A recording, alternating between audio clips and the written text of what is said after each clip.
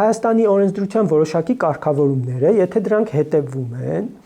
եւ եթե նաեւ կարողանան այնպիսի կարգավորումներ մտցնել կամ որ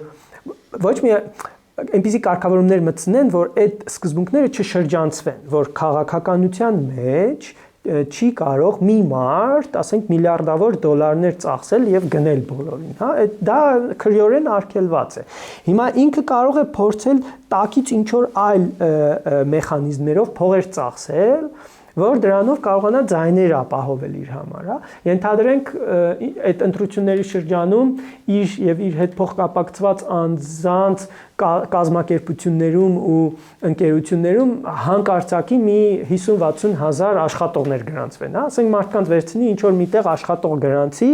այն բանով, որ այդ մարդը գնալու է իրեն ընտրի, հա։ Այսպիսի ստվերային մեխանիզմների դեմ, եթե Հայաստանի իրավական համակարգը կարողանա ազդել, ես կարծում եմ Սամվել Կարապետյանի ուժը նույնիսկ նվազագույն շեմը հաղթահարել չի կարողանալու, բայց մեր նման աղքատ երկրներում եւ դեռևս լավ չկայացած դեմոկրատական երկրներում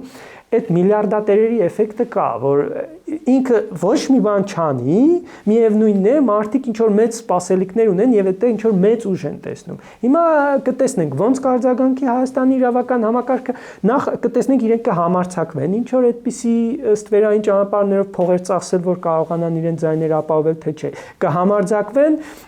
Համարձակվելուց հետո կտեսնենք իրավապահ համակարգը կկարողանա դրա դեմը առնել, թե չէ, եթե իրենք չհամարձակվեն կամ եթե իրենք համարձակվեն, իսկ իրավապահ համակարգը դեմը առնի, ես վստահ եմ, որ իրենք 4-5%-ից ավել ձայներ չեն հավաքելու։